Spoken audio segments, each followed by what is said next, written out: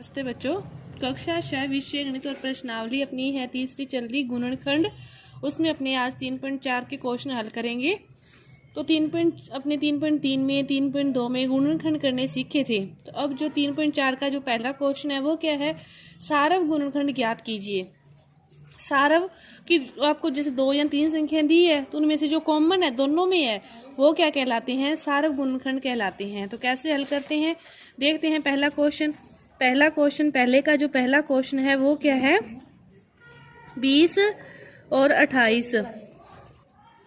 20 और 28 है तो पहले दोनों के गुणनखंड लिखेंगे और फिर देखेंगे कि दोनों में कॉमन क्या है, उनके क्या है सारव गुणनखंड। तो पहले 20 के करते हैं। 20 के करोगे 2 का 10, फिर 2 का 5, 5 का दिया 1। इसी तरह 28 के करेंगे 14, फिर 2 का भाग दिया 7, 7 का भाग दिया 1।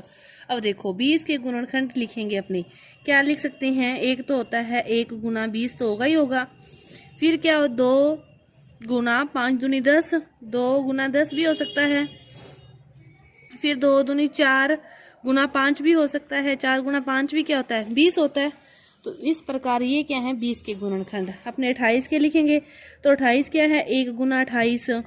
उसके बाद 2 दूनी 4 गुना 7, 7 दूनी 14 गुना 2, ये सारे क्या हैं इसके गुणनखंड है। तो 28 के जो गुणनखंड है वो क्या है 1 2 4 7 14 28। इसी तरह 20 के गुणनखंड क्या है 1 2 4 5 10 20। अब देखो 20 व 28 दोनों में क्या आ रही हैं वो देखने अपने को। तो दोनों में 1 आ रहा है, दोनों में 2 आ रहा है, दोनों में 4 आ रहा है। तो 20 और 28 के जो कॉमन गुणनखंड होंगे, सारव गुणनखंड होंगे, वो अपने क्या होंगे 1 2 4 होंगे। इसी तरह सारे हल करने हैं। जैसे दूसरा क्वेश्चन है एक और अपने हल करते हैं। क्या दे रखा है 15 और 25। तो अपने 15 के करेंगे, 3 का भाग दिया 5 पर चला गया, 5 का दिया 1। इसी तरह 25 में 5 का भाग दिया 5 पर चला गया, 5 का दिया 1। तो 15 की क्या हो सकती हैं 1 गुना 15, 3 गुना 5, और तो फिर कोई ऑप्शन ही नहीं है। तो इसी तरह 25 के फिर क्या हो सकते हैं, 25 के भी लिख लो 1 गुना 25, फिर 5 गुना 5, और कुछ नहीं बन सकता ना। तो फिर देखते हैं 15 के 1 3 5 15, 25 के 1 5 25। अब अपने क्या देखने हैं दोनों में कौन से हैं सारव गुणनखंड करने हैं। 15 और 25 का सारव गुणनखंड क्या है, दोनों में 1 है, दोनों में क्या है 5 है। तो ये इसके क्या है सारव गुणनखंड है जो दोनों में आ रहे हैं। बस इसी प्रकार आपको 3.4 का जो पहला क्वेश्चन है वो क्या करना है, हल करना है। पहले में तो क्या दे रखा है आपको, इस प्रकार 2-2 के दे रखे हैं। जो दूसरा क्वेश्चन है उसमें क्या दे रखा है 3 संख्याएं दे रखी है, और इसमें भी क्या करना है इसी तरह सारव गुणनखंड ही ज्ञात करना है। जो दूसरा क्वेश्चन है उसमें क्या दे रखा है आपको 3-3 संख्या दे रखी है। दूसरे का जैसे पहला देखें तो अपने क्या दे रखा है 4 8 और 12। क्या दे रखा है 4 8 और 12। इसमें भी सारव गुणनखंड ज्ञात करना है। तो देखो 4 के करें अपने गुणनखंड पहले तो 2 का भाग दिया। इसी तरह 8 के करें अपने तो 2 का भाग दोगे 4 पर, 2 का 2 पर, फिर 2 का भाग दिया 1। 12 2 का भाग दिया 6, 2 का 3, 3 का 1। ठीक है, अब लिखते हैं सारे के।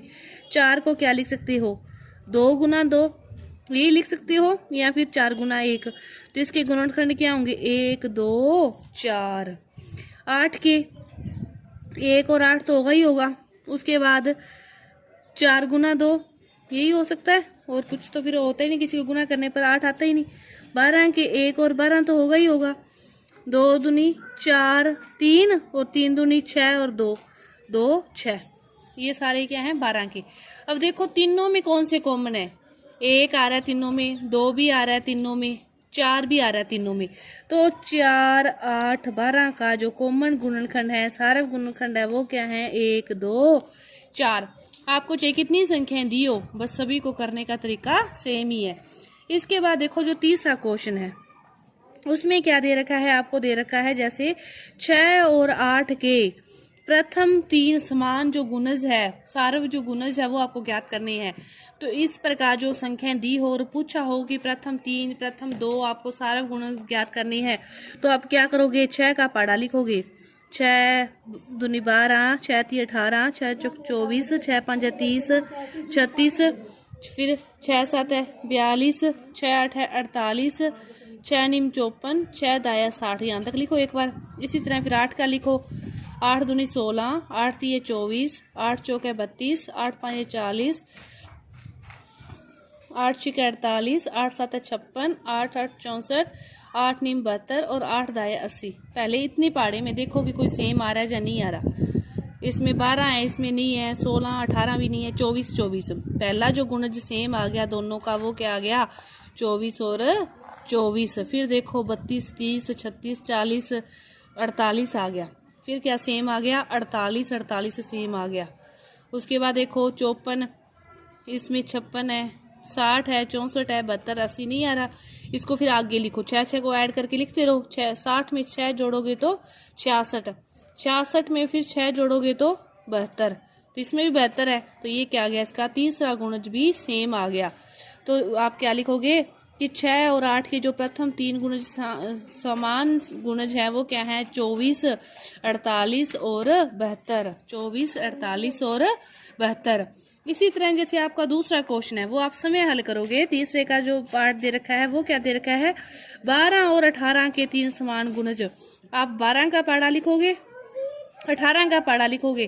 फिर वहां तक सेम ना आएगा तो उसमें 12 12 ऐड करते रहोगे, जैसे अपने इसमें किया। 6 का पाड़ा है तो सभी में 6 6 ऐड करके पाड़ा बनता है ना। उसी तरह 12 के लास्ट से या फिर 12 12 18 में आगे 18 18 देखोगे कहाँ तक 3 सेम हो जाएंगे। तो इस प्रकार ये आप हल करोगे। इसके बाद जो चौथा क्वेश्चन है वो कह रहा है कि 100 से छोटी ऐसी सभी संख्याएं लिखिए जो 3 और 4 के सार्व गुणज है। आपको अब 3 और 4 के सार्व गुणज कह रही है तो आप क्या करो? 3 का पाड़ा लिखोगे। 3 का पाड़ा लिखो तो 3, 6, 9, 3 चौके 12, 12 में 3 जोड़ोगे तो 15, फिर 15 में 3 जोड़ोगे 18, 18 में 3 जोड़ोगे 21, में 3 जोड़ोगे 24। 100 से छोटी कह रहे हैं ना, जोड़ते रहोगे बस।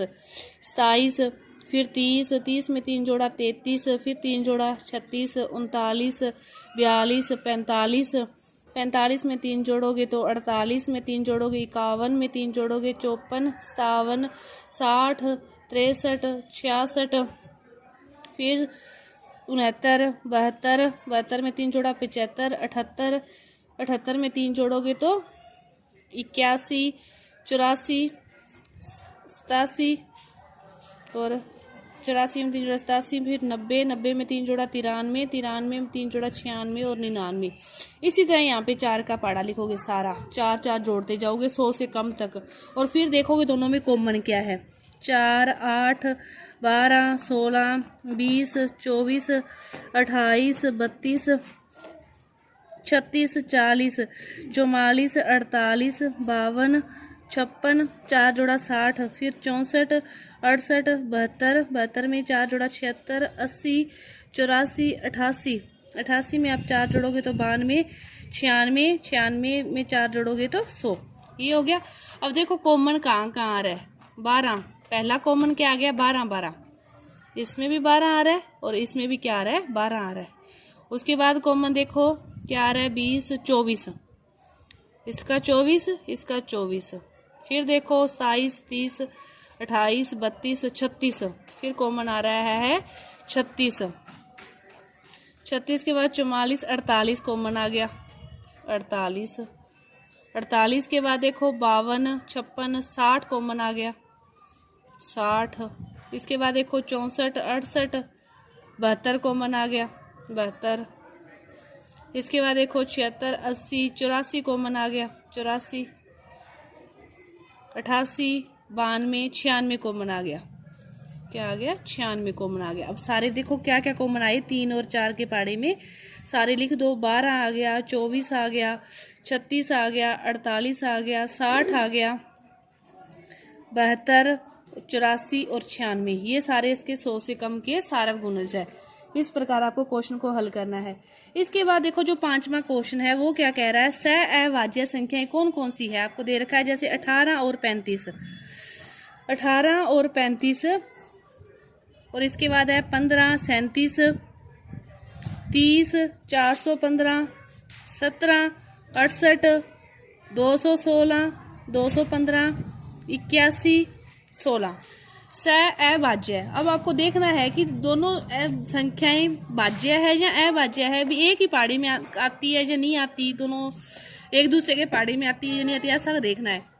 अब देखो 17 चौके 68 होते हैं ना, तो फिर ये तो सहभाज्य होगी, एक दूसरे से भाज्य है। इसी तरह देखो 30 का भाग इसमें दोगे तो आसानी से भाग चला जाएगा, तो ये भी क्या होगी, सहभाज्य होगी। 15 और 37 एक ही पहाड़े से, जहाँ 15 के पहाड़े में 37 नहीं आते, 18 के ये भी 35, ये भी सहभाज्य है। 81 और 16 ये भी दोनों एक ही भाग से नहीं कटते, एक ही पहाड़े से नहीं कटते ना, 216 और 215 एक ही पहाड़े से कटते, तो ये दोनों, ये चारों क्या होगी, सहभाज्य होगी, और ये दोनों सहभाज्य है। और इसके बाद जो छठा क्वेश्चन है वो क्या कह रहा है, 5 और 12 दोनों से जो भाज्य है, सदैव ऐसी कोई संख्या जो 5 और 12 दोनों से भाज्य होती है, तो वही बात होगी कि इनका प्रथम जो सारा गुणज है, 5 का पहाड़ा लिखोगे, 12 का पहाड़ा लिखोगे, और प्रथम जो संख्या मिलेगी आपको वो, जैसे अभी क्वेश्चन किए ना वही क्वेश्चन है, तो 60 आएगा। प्रथम संख्या 60 आएगी जो दोनों के पहाड़े में पहले मिलेगी, तो 60 में 5 का भाग भी जाता है, 60 में 12 का भाग भी जाता है, ये इसका क्या हो गया, उत्तर हो गया। इसके बाद है कि एक संख्या 12 से विभाज्य है, तो कौन सी संख्याएं हैं जिनसे यह संख्या भाज्य होगी। अब देखो कोई संख्या है जो 12 से भाज्य है, जैसे 60 ही मान लो, 60 क्या है, 12 से भाज्य है ना, 60 फिर और किस किस संख्या से भाज्य हो सकता है हमेशा, तो 12 में किस किस का भाग जाता है, 2 का भाग भी जाता है, 12 में 3 का भाग भी जाता है, तो जो संख्याएं 12 से भाज्य होगी वो 2 व 3 से भी भाज्य होगी। 12 के पहाड़े में जो भी आती है ना, देख लो 24 में 2 का भाग भी जाएगा, 3 का भी जाएगा। 36 में 2 का भाग भी जाएगा, 3 का भाग भी जाएगा। इसी तरह जो संख्याएं 12 से भाज्य होगी वह संख्याएं 2 व 3 से भी भाज्य होगी। तो इस प्रकार ये आपकी जो प्रश्नावली थी 3.4 पूरी हुई। धन्यवाद।